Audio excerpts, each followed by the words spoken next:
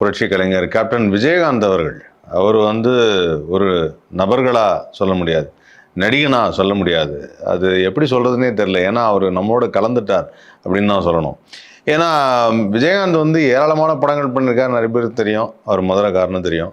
மதுரையிலேருந்து வந்து அவரு பண்ண படங்கள் வந்து எண்ணிக்கையும் ஜாஸ்தி. நெறைய படங்கள், நெறைய கதாபாத்திரங்கள், நிறைய ஆக்ஷன் படங்கள். அவர் ஆக்ஷன் படங்களுக்கு பேர் போனவர். அதே சமயத்தில் இது ஒரு பக்கம் இருந்தாலும் அவரை பற்றி யார் கேட்டாலுமே ஒன்று சொல்லுவாங்க. அதாவது என்னென்னா, அவர் வந்து ரொம்ப மனிதாபிமானம் உள்ளவர் சார். சக மனிதர்களை வந்து அப்படி மதிப்பார். சக கலைஞர்களுக்காக நிறைய உதவி செஞ்சுருக்காரு இப்படின்னு நிறையா சொல்லிகிட்டே இருந்தாங்க.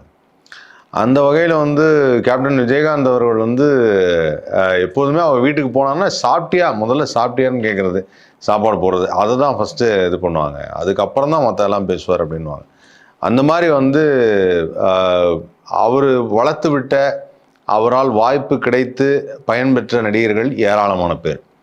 அதுக்கு ஒரு எக்ஸாம்பிள் வந்து லிவிங்ஸ்டன் அவர்கள் வந்து அந்த பூந்தோட்ட காவல்காரன் படத்தில் வந்து என்னை அறிமுகப்படுத்தினதுக்கு, என்னை நடிக்க வச்சதுக்கு ரொம்ப நன்றி அப்படின்னு சொல்லுவார். ஆக்சுவலாக என்னன்னா, அவர் வந்து ஒரு டைரக்ஷன் சான்ஸ்க்காக வந்தவரை நடிக்க வச்சிருக்கார் லிவிங்ஸ்டனை. அந்த மாதிரி வந்து விஜயகாந்த் சார் ஏராளமான பேருக்கு வாய்ப்புகள் கொடுத்துருக்காரு.